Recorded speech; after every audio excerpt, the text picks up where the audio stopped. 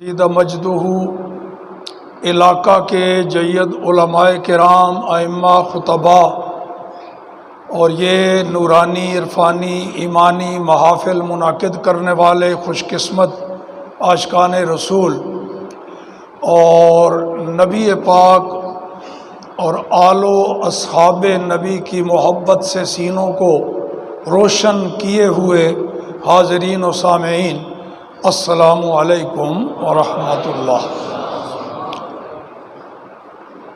مولانا محمد علی صاحب نے آپ کو بتا دیا، دو چیزوں کی پابندی اپنے آپ پر خواہ مخواہ لاگو کی ہوئی ہے میں نے، جو اس زمانے میں اچھی نہیں لگتی لوگوں کو، ٹائم کی پابندی اور موضوع کی پابندی۔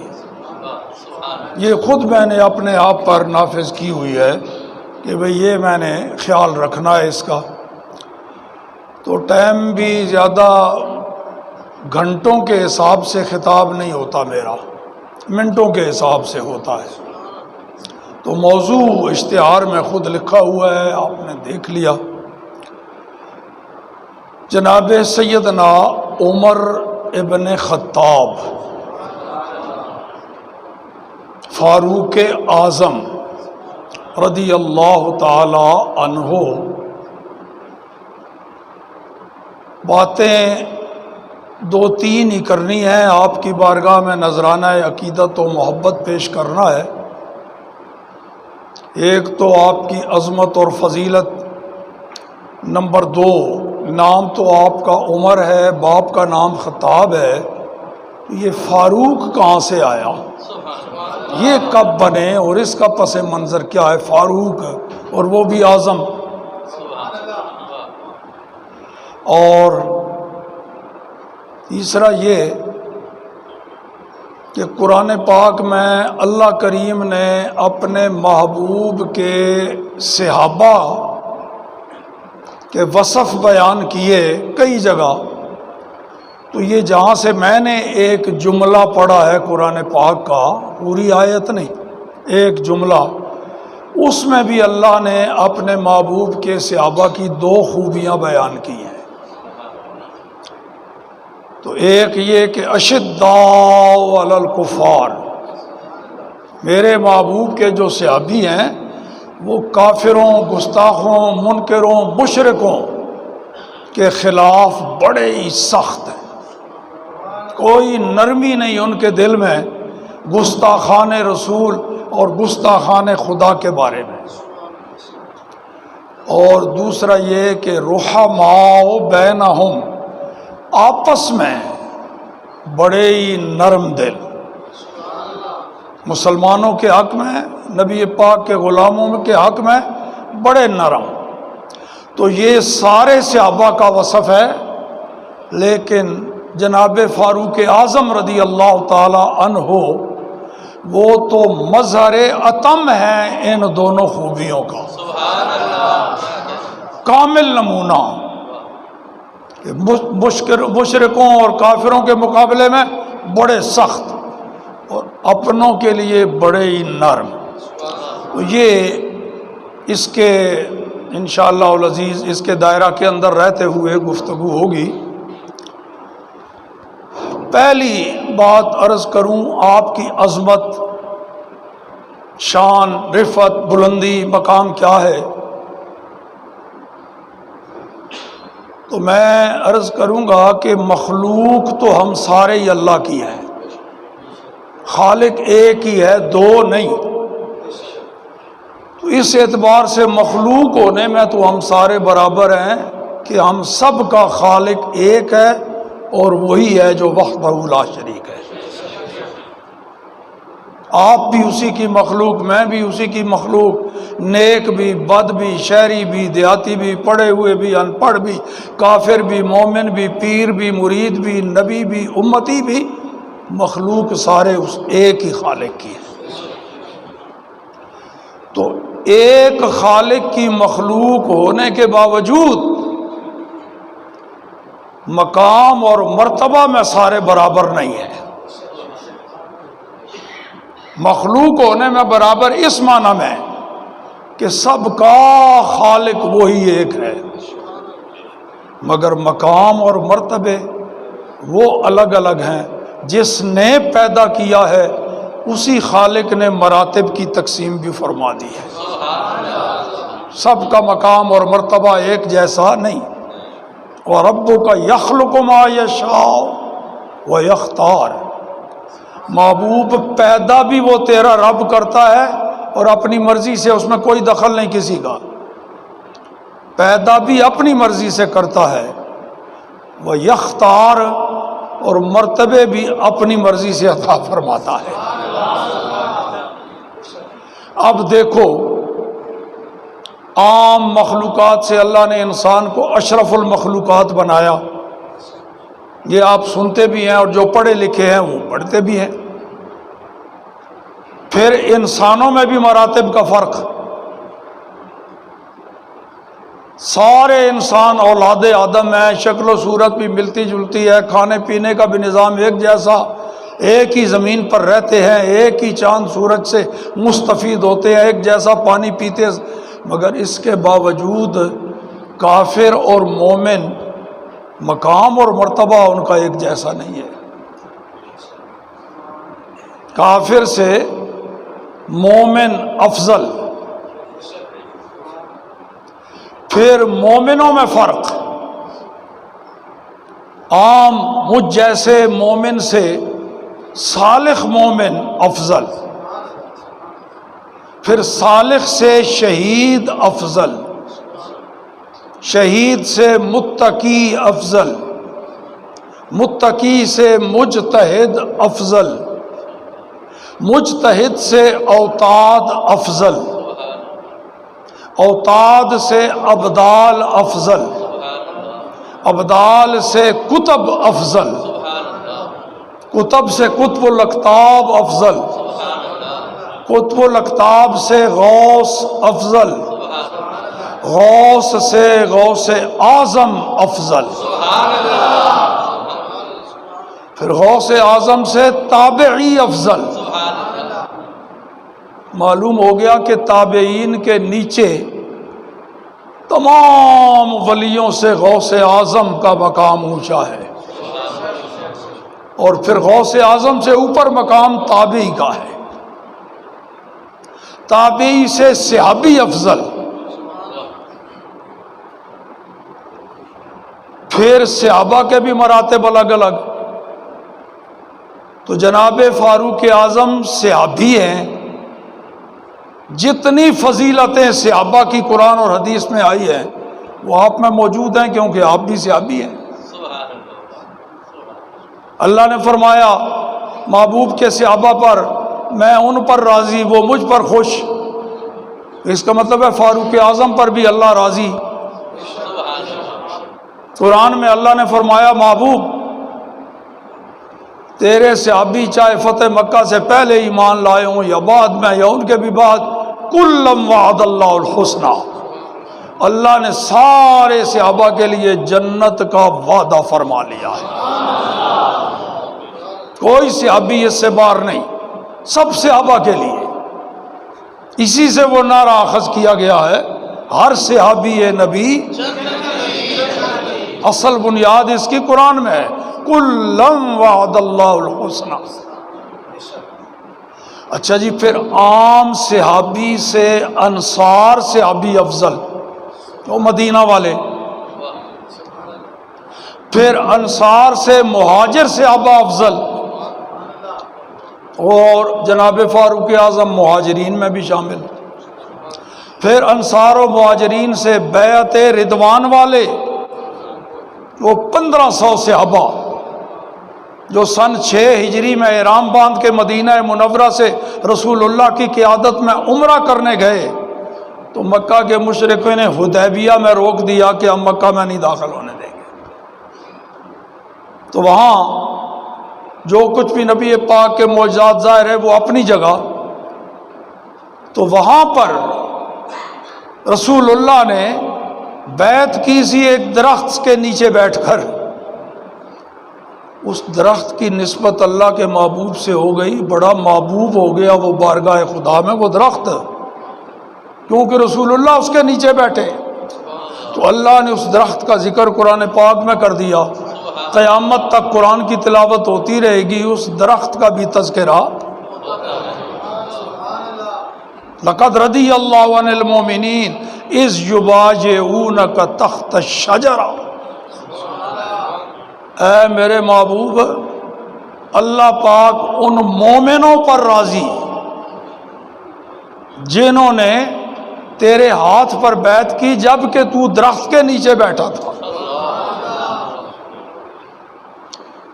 تو وہ 1500 صحابہ جنہوں نے بیعت کی رسول اللہ کے ہاتھ پر ہاتھ رکھ کے بیعت رضوان، پھر ان کا مقام اور مرتبہ مہاجرین سے بھی اور انصار سے بھی افضل، ان 1500 صحابہ میں حضرت عمر شامل۔ اللہ اکبر۔ پھر ان 1500 میں سے وہ 700 افضل ہیں جو غزوہ احد میں شریک ہوئے، جناب فاروق اعظم ان 700 میں بھی شامل۔ پھر ان 700 میں سے وہ 313 افضل ہیں جو غزوہ بدر میں شریک ہوئے، جناب فاروق اعظم ان میں بھی شامل۔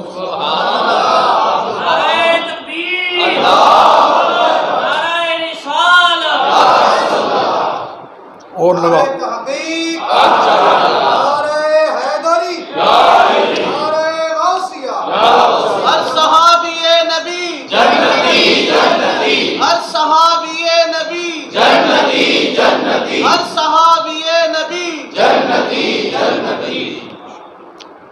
کون سی جنت جی؟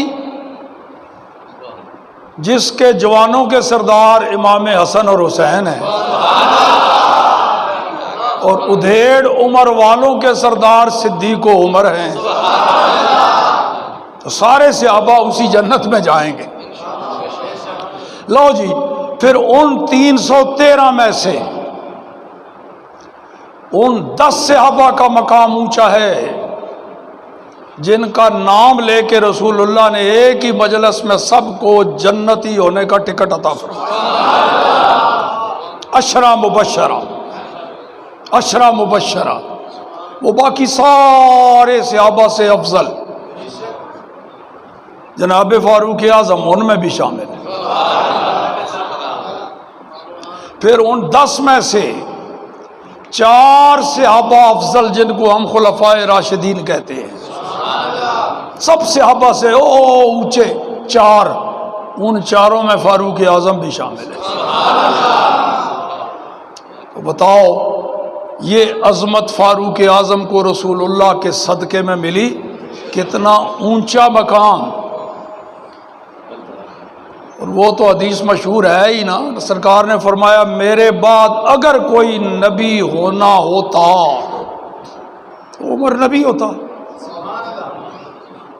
مگر چونکہ میرے بعد نبی کوئی نہیں، ختم نبوت کا تاج میرے سر پر، میں ہوں تاج دار ختم نبوت، بعد نبی آنا ہی کوئی نہیں، اگر آنا ہوتا، اس کا مطلب سمجھتے ہو، عمر میں وہ استعداد صلاحیت موجود ہے جو نبی میں ہونی ہے، صرف اب مسئلہ یہ ہے کہ میرے بعد نبی ہونا کوئی نہیں، ورنہ وہ استعداد، وہ صلاحیتیں جو ایک نبی میں ہوتی ہیں وہ عمر میں موجود ہیں۔ اور ایک جگہ نبی پاک مسکراتے ہوئے فرماتے ہیں انی ارا شیاطین الجن والانس قد فروا من عمر،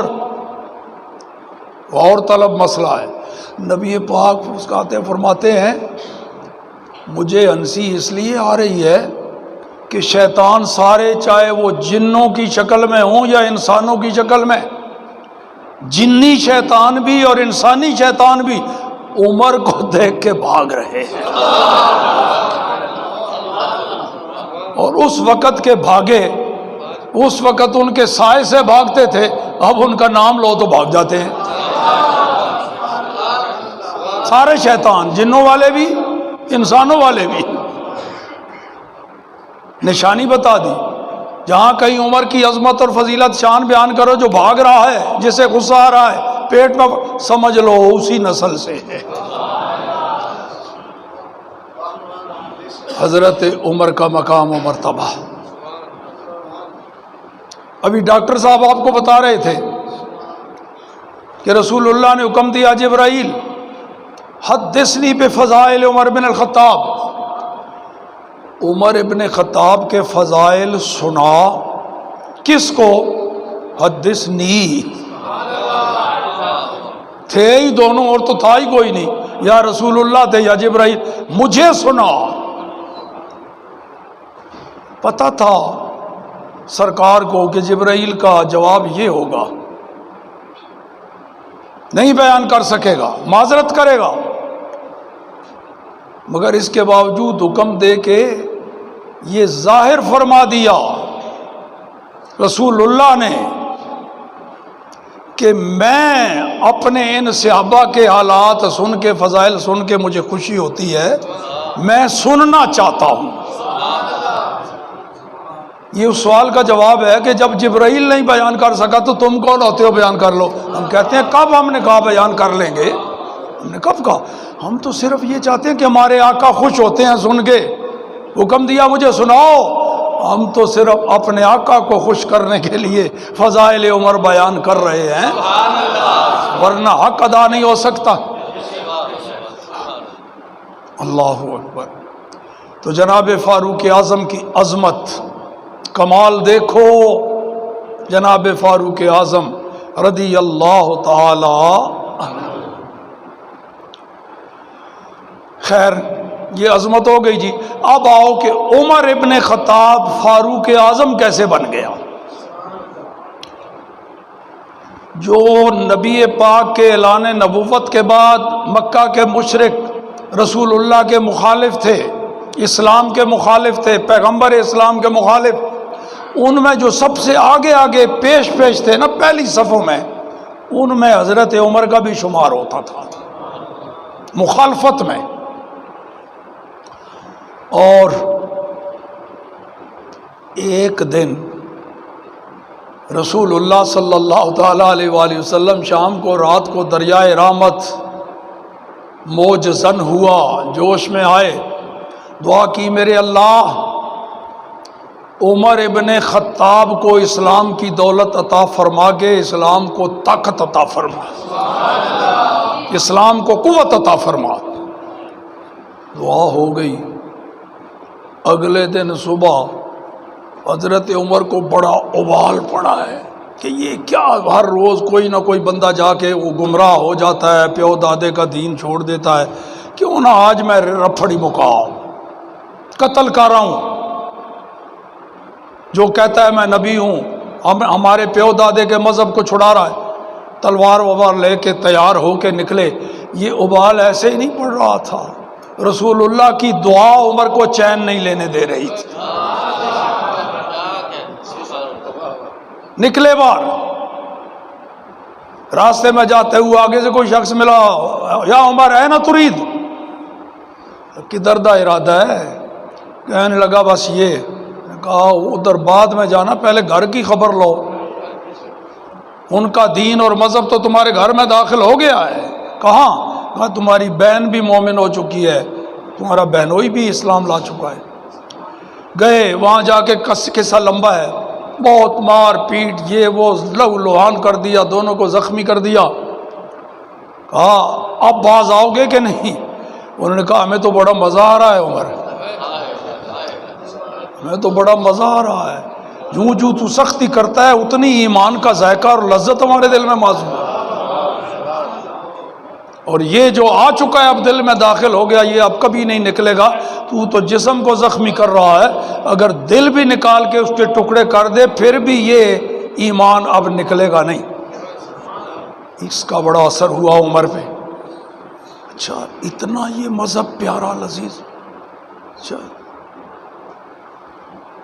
اچھا سناؤ وہ جو پڑھ رہے تھے تو مجھے آواز آئی، سورہ طٰہٰ کی تلاوت کی آپ کے بہنوئی نے 16ویں پارے میں، ادھر تلاوت ہو رہی ہے، عمر کی آنکھوں میں آنسو، کہنے لگے مجھے لے جاؤ۔ ان کا چلے جاؤ دار ارقم میں، سرکار دو عالم صلی اللہ علیہ وسلم گھر میں نہیں بیٹھتے ہیں، دار ارقم میں وہاں موجود ہوں گے تو وہاں چلے جاؤ، یہی سودا جو ہم خرید کے لائے ہیں تو بھی جا کے خرید لے۔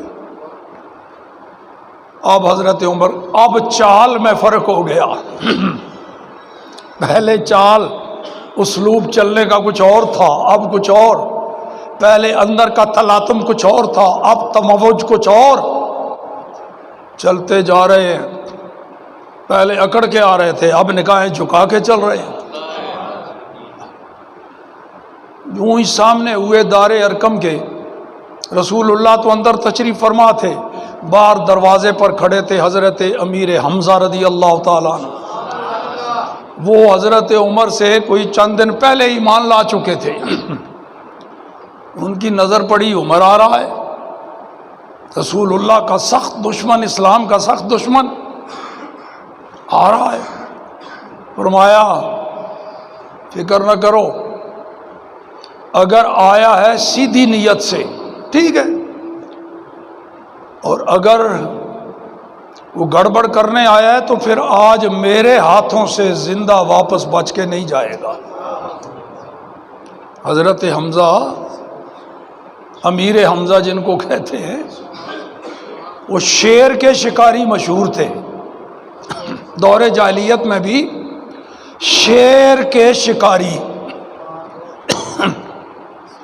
اور کیسے شکار کرتے؟ کہیں چھپ چھپا کے بیٹھ جاتے اور شیر کو تیر مار، نہیں، شیر کو دوڑاتے اور خود بھاگ کے دوڑ کے اس کو پکڑتے اور برچھے سے اور چھرے سے اس کو مارتے، کشتی کرتے شیر کے ساتھ۔ تو کہا اگر عمر آیا ہے بدنیتی سے، آج پھر واپس زندہ نہیں جائے گا۔ جب یہ ہلچل ہوئی اندر سے، سرکار نے پوچھا بھی کیا ہوا؟ عرض کی گئی حضور عمر آ رہا ہے۔ وہ فرمایا آ نہیں رہا، بلایا ہوا ہے۔ سبحان اللہ، نعرہ تکبیر، نعرہ رسالت، نعرہ تحقیق، نعرہ حیدری، نعرہ غوثیہ۔ آنے دو، نہیں روکنا۔ سب ہٹ گئے، آئے عمر دروازے سے اندر، سرکار دو عالم صلی اللہ علیہ وسلم اٹھ کھڑے ہوئے، عمر کے سینے پر ہاتھ رکھا، فرمایا عمر کیا ابھی تک وہ وقت نہیں آیا کہ تیرے اندر سے، دل سے کفر و شرک کا گند نکلے اور اسلام کا نور تیرے سینے میں آ جائے؟ وہ وقت نہیں آیا؟ عرض کی حضور وہ وقت آ گیا ہے۔ اشہد ان لا الہ الا اللہ وانک رسول اللہ حقا، پکے سچے اللہ دے رسول ہو تسی مان گئے۔ جب عمر نے کلمہ پڑھا، ایمان میں داخل ہوا، پتہ ہے پھر کیا ہوا؟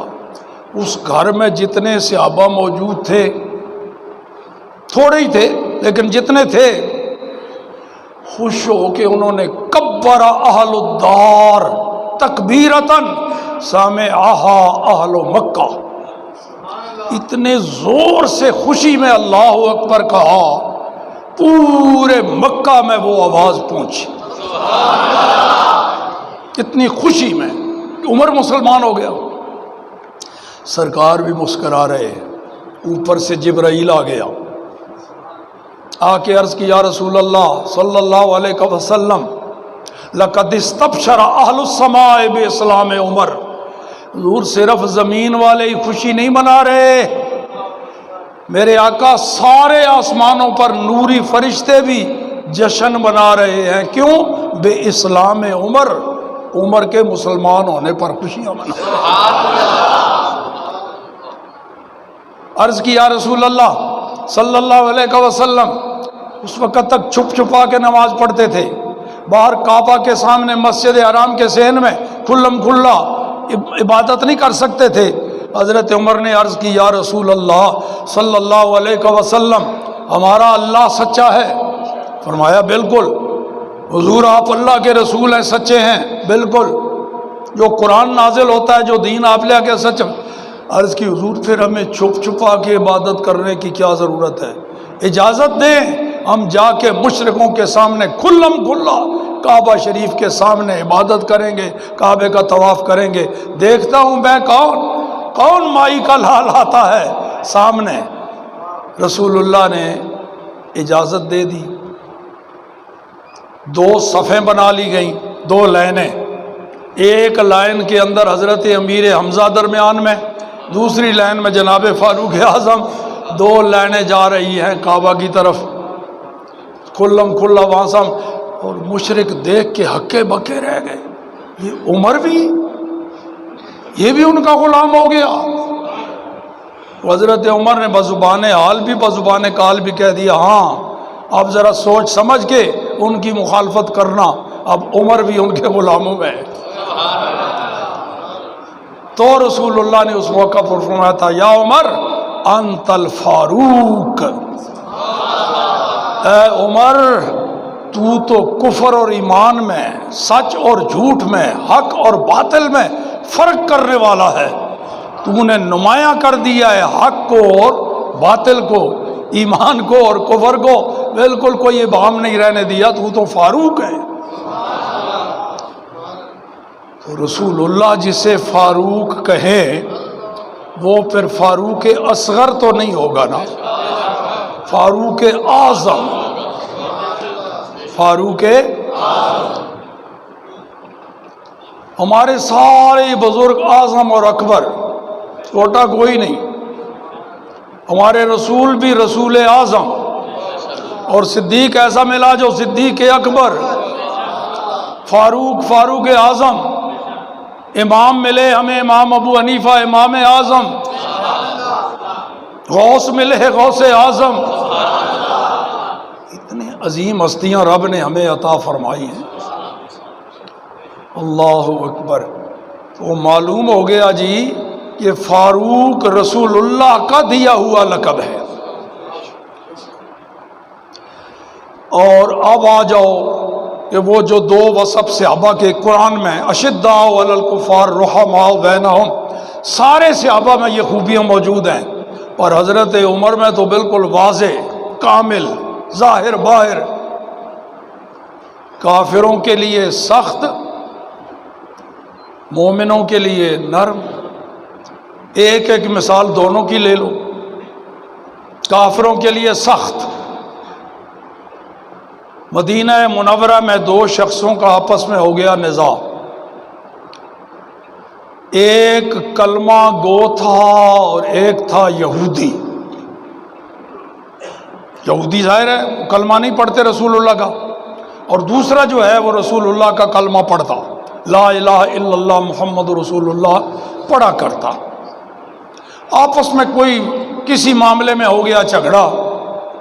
یہودی نے کہا، اور تو جن کا کلمہ پڑھتا ہے میں ان کو نبی اور رسول نہیں مانتا، لیکن یہ میں مانتا ہوں کہ وہ کبھی کسی فیصلے میں ڈنڈی نہیں مارتے، عدل انصاف پر فیصلہ ان کا ہوتا ہے، حق پر مبنی فیصلہ ہوتا ہے۔ تو چلو ان کے پاس چلتے ہیں، جو وہ فیصلہ سنائیں گے وہ تو نے تو ماننا ہی ماننا ہے کیونکہ ان کا کلمہ پڑھتا ہے، میں بھی اس کو حق سمجھ کے مانوں گا کیونکہ میرا ایمان ہے وہ کبھی غلط فیصلہ نہیں کرتے۔ چلے گئے رسول اللہ کی بارگاہ میں، دونوں نے بیان دیے، سرکار نے فیصلہ یہودی کے حق میں کر دیا۔ باہر نکلے تو وہ جو کلمہ گو تھا، کلمہ پڑھنے والا، میں اس کو مسلمان نہیں کہہ رہا، کلمہ گو کہہ رہا ہوں، کلمہ پڑھنے والا۔ یہ کیوں کہہ رہا ہوں؟ کلمہ گو اور مسلمان میں نسبت تساوی کی نہیں، عموم خصوص مطلق ہے۔ ہر مسلمان کلمہ گو ضرور ہے، مگر ہر کلمہ گو مسلمان نہیں ہے، اس واسطے اس کو کلمہ گو کہہ رہا ہوں، مسلمان نہیں۔ اللہ اکبر۔ کہنے لگا، یار لگتا ہے رسول اللہ آج کوئی کسی غصے میں بیٹھے ہوئے تھے، توجہ نہیں فرمائی، اس واسطے میں تو اس فیصلے پر راضی نہیں ہوں، مطمئن نہیں ہوں۔ چلو عمر کے پاس جا کے فیصلہ کراتے ہیں۔ یہودی نے کہا افسوس ہے تجھ پہ، تف ہے تجھ پہ، جس نبی کا کلمہ پڑھتا ہے اس کے فیصلے پر تو مطمئن نہیں، مجھے فرق نہیں پڑتا، عمر کے پاس چلے جاتے ہیں۔ تو عمر بھی تو اسی مدرسے کا پڑھا ہوا ہے نا، وہ بھی یہی قانون پڑھا ہوا ہے جو رسول اللہ بتاتے ہیں، مجھے تو کوئی فرق نہیں پڑتا، چلو۔ چلے گئے، دروازے پر دستک دی، جناب فاروق اعظم دروازے پر آئے، پوچھا کیا ہوا بھائی؟ تو وہ جو کلمہ گو تھا نا پھٹو پھٹ ذرا تیز رفتاری سے بولنے لگ گیا، میں پہلے ذرا بولوں گا تو حضرت عمر تو جذباتی ہیں، جب میں کہوں گا ابھی میں ہوں مسلمان اور یہ ہے یہودی، وہ اسی وقت گرم ہو جائیں گے، وہ کافروں کے بڑے خلاف ہیں، تو فیصلہ میرے حق میں آ جائے گا۔ وہ فوراً بولنے لگا جی یہ ہوا ہے ہمارا، یہ وہ جھگڑا ہوا، ہم آپ کے پاس آئے ہیں فیصلہ لینے، میں کلمہ پڑھتا ہوں، مسلمان ہوں، یہ یہودی ہے۔ آپ نے اب یہودی سے پوچھا بھی یہ جو کچھ کہہ رہا ہے بیان سچ ہے یا کوئی بات ہے، تو بھی اپنا بیان دے، کیونکہ فیصلہ جج تب کرے جب دونوں کا بیان سن لے۔ یہودی نے کہا جی بالکل صحیح کہا اس نے، ہمارا جھگڑا آپس میں ایسا ہی ہوا ہے جیسا اس نے بیان کیا، صرف ایک بات اس نے آپ کو نہیں بتائی، ڈنڈی ماری ہے، دھوکہ دیا ہے آپ کو، وہ بات حذف کر گیا، وہ نہیں بتائی۔ وہ کیا؟ وہ یہ ہے جی ہم آپ کے پاس آنے سے پہلے آپ کے نبی کی بارگاہ سے ہو کے آئے ہیں، انہوں نے فیصلہ میرے حق میں دیا، یہ کہتا ہے میں ان کے فیصلے پر راضی نہیں ہوں۔ یہی بات میرے خیال میں چند سال پہلے سلمان تاثیر نے کہی تھی، یہ تو جناب وہ دقیانوسی نظام ہے پرانا، یہ وہ فلان ٹھیک، اب نیا جدید دور ہے، تو یہ جو تم اسلام کا نظام مصطفیٰ، یعنی اس پر اس نے عدم اطمینان کا اظہار کیا تھا۔ تو جناب فاروق اعظم نے جب یہ سنا تو فرمایا الا رسلکما، جتھے کھلوتے ہو نا اتھے ہی کھڑے رہو، میں آ کے فیصلہ کرنا تھوڑا۔ اندر گئے اور تلوار نیام سے نکالی، ہاتھ میں پکڑی، دائیں ہاتھ میں، آ کے کوئی جرا نہیں کی، کوئی سوال نہیں کیا، آتے ہی ایک ہی وار سے گردن پہ وار کیا، سر الگ ہو گیا، بدن الگ ہو گیا، زبان کال سے نہ صحیح زبان حال سے کہہ رہے تھے گستاخ رسول کی یہی سزا۔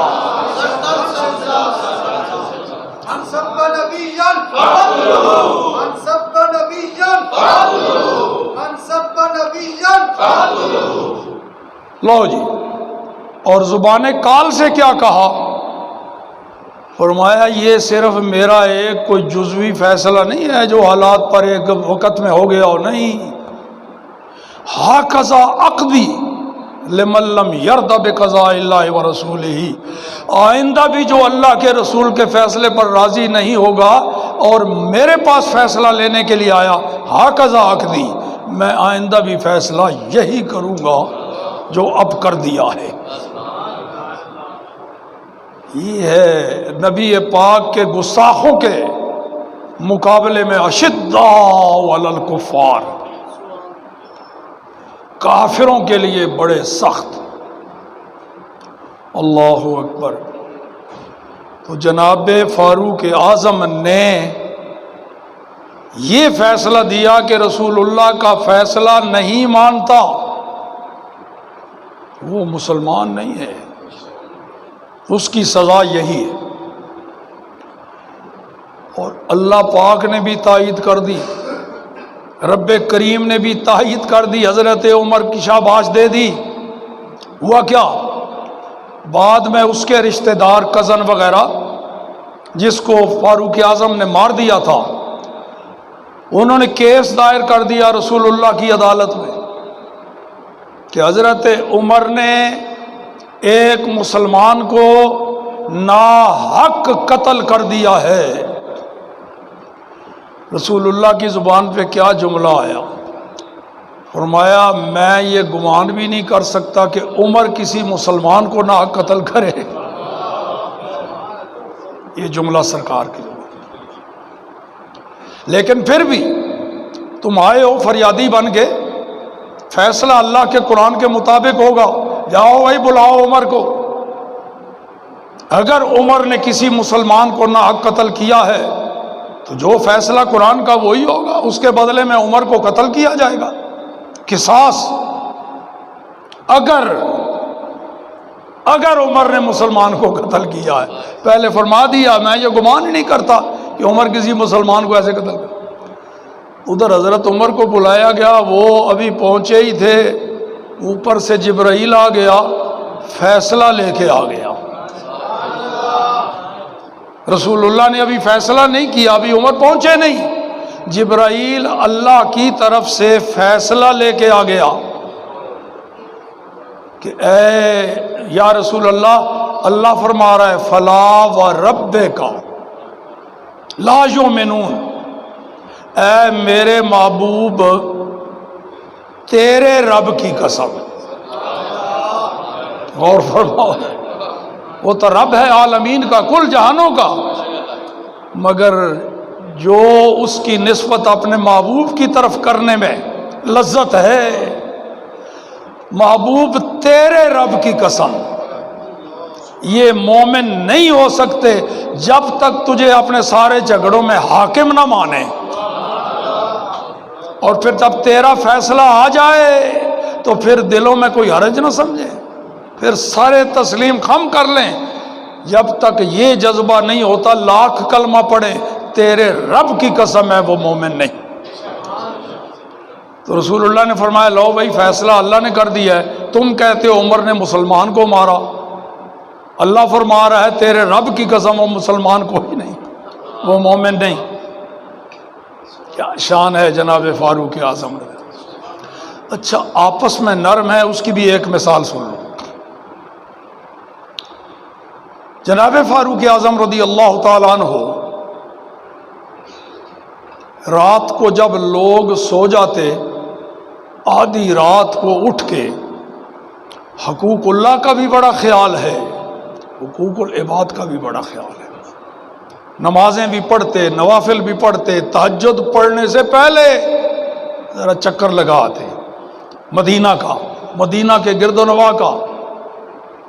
کوئی پریشان حال نہ ہو، کوئی مسافر ارد گرد کا آیا ہوا کہیں گزر رہا ہو، کوئی پریشانی نہ لاحق ہو جائے، چکر وگر لگاتے. تو ایک گلی سے گزر رہے تھے نواح مدینہ میں، کسی گھر سے بچوں کے رونے کی آواز آ گئی. اب کیا مجال ہے جو فاروق اعظم اس حال میں آگے چلے جائیں. رک گئے، دروازے پر آہستہ آہستہ دستک دی. اندر سے ایک خاتون نے پوچھا کون؟ من بالباب، کون ہے دروازے پر؟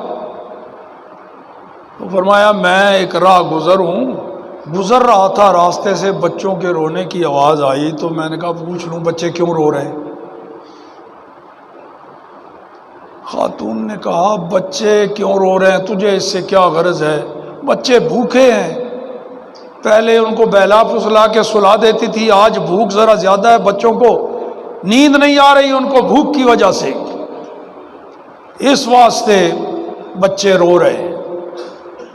اچھا چلے گئے، چپ کر گئے. بیت المال میں پہنچے، بیت المال کے نگران کو کہا بھائی ایک بوری میں کچھ آٹا ڈالو، کچھ ستو ڈالو، کچھ کھجوریں ڈالو، چھوارے ڈالو، روغن زیتون ڈالو، انہیں میں مرچ وغیرہ سارے کھانے پینے کا جتنا سامان ہے وہ کچھ نہ کچھ سارا اس میں ڈالو. ہو گیا جب بوری بھر گئی، فرمایا یہ مجھے اٹھواؤ میرے کندھوں پر. وہ بیت المال کا نگران کہنے لگا حضور مجھے حکم دیں کہاں پہنچانا ہے، میں چھوڑ آتا ہوں.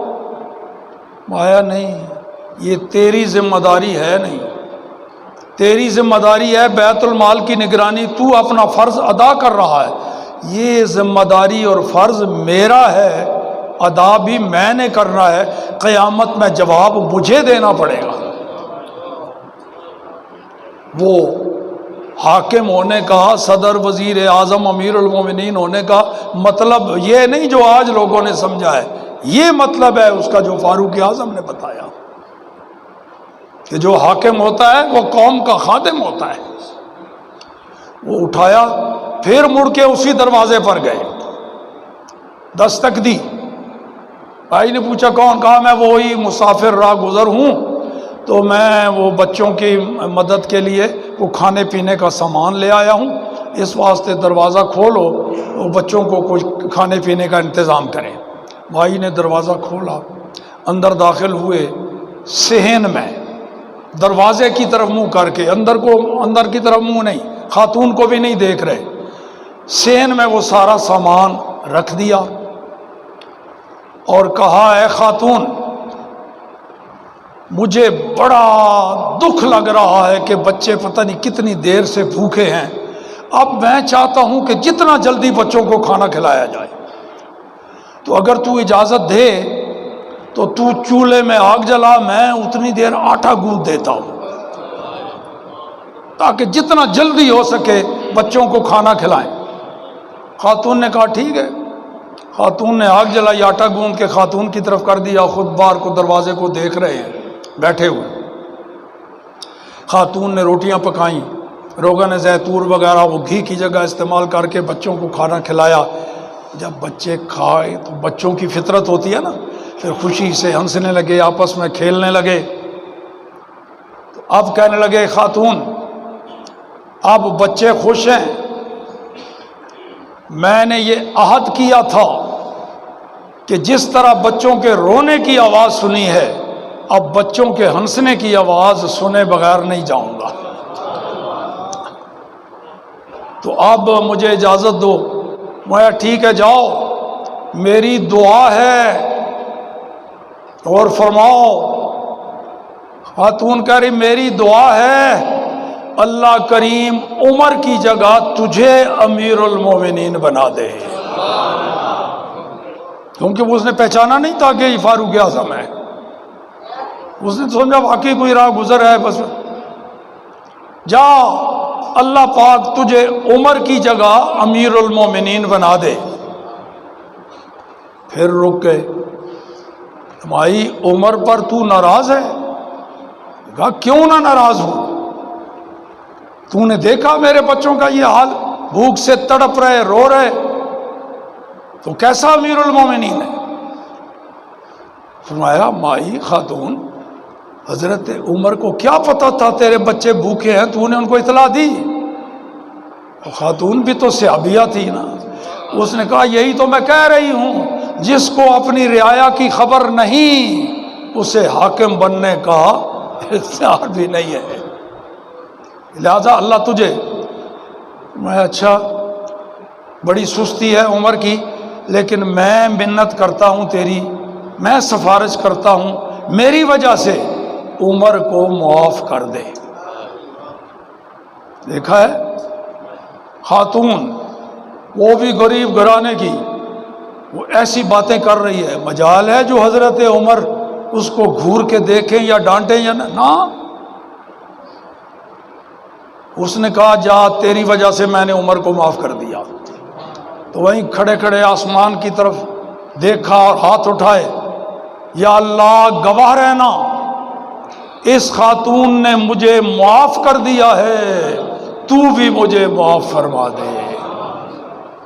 تب پتہ چلا اس خاتون کو کہ یہ تو امیر المومنین ہے۔ جب یہ بات کہی نا، اب وہ ذرا گھبرانے لگی۔ میں نہیں، تو مت گھبرا، تو حق پر ہے، کوتاہی میری ہے، سستی میری ہے، واقعی تو نے صحیح کہا کہ میری ذمہ، اللہ اور رسول نے میری ذمہ داری لگائی، مجھے خبر رکھنی چاہیے تھی، اس واسطے تو حق پر ہے، تو مت ڈر۔ تو یہ ہے جناب اشداء علی الکفار رحماء، کیا کمال زندگی جناب فاروق۔ ایسے حاکم صرف انسان ہی نہیں،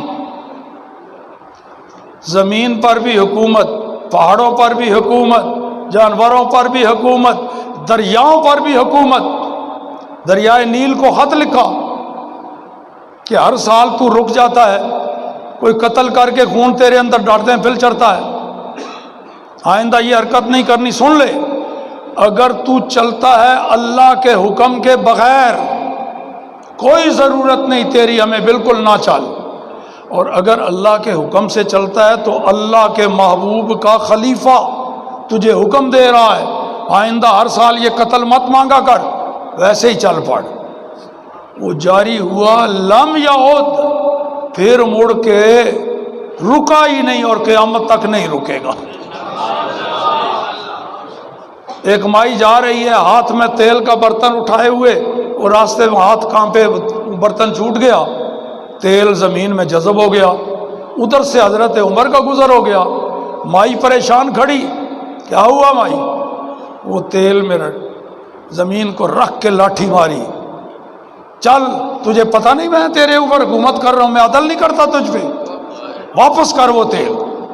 وہ زمین میں جذب تیل اوپر آ گیا، مائی نے دونوں ہاتھوں سے وہ تیل برتن میں ڈالا اور چل پڑی۔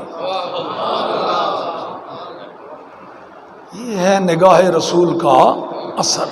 جناب فاروق اعظم رضی اللہ تعالی ایک دفعہ سوئے باہر گرمی میں، چاڑیوں میں سوئے پڑے ہیں،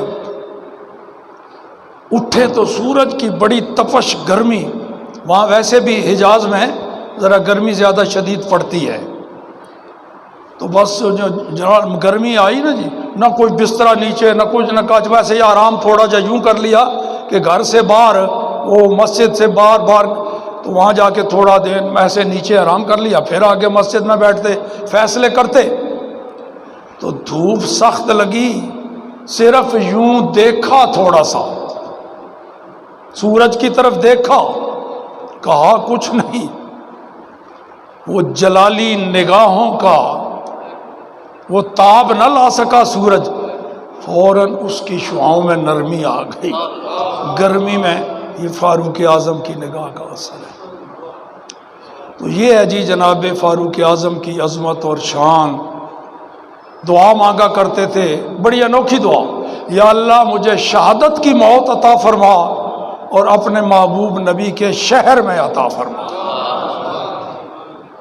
شہادت کی موت، سننے والے حیران ہوتے کہ یہ شہادت اگر ہے تو وہ تو آئے گی میدان جنگ میں، اور رسول اللہ کے شہر میں ہے تو پھر وہ شہید کیسے؟ مگر اللہ پاک نے وہ دعا قبول فرمائی، شہادت بھی عطا فرمائی، صرف نبی پاک کے شہر میں نہیں، سرکار کی مسجد میں، بلکہ حضور کے مصلی پر نماز پڑھاتے ہوئے آپ پر حملہ ہوا قاتلانہ۔ تو یہ ہیں جناب فاروق اعظم۔ لو جی 50 منٹ ہو گئے،